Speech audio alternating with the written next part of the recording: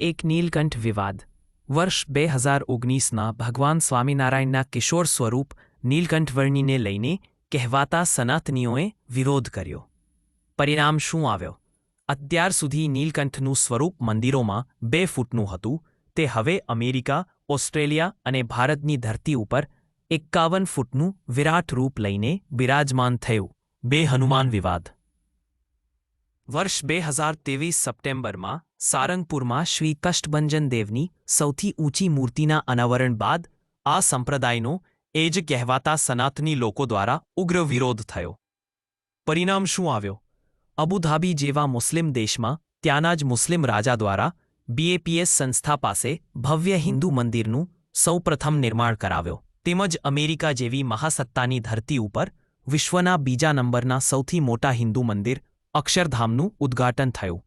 તલગાજડા વિવાદ. તાજે સમય BAPS સ્વામિનારાયણ મંદિર મહુવાના સંતોને પ્રખ્યાત કથાકાર મોરારી બાપુના વતન તલગાજડા ગામમાં કહેવાતા સનાતની ઠેકેદારો દ્વારા પ્રવેશતા અટકાવવામાં આવ્યા. પરિણામ શું આવ્યું?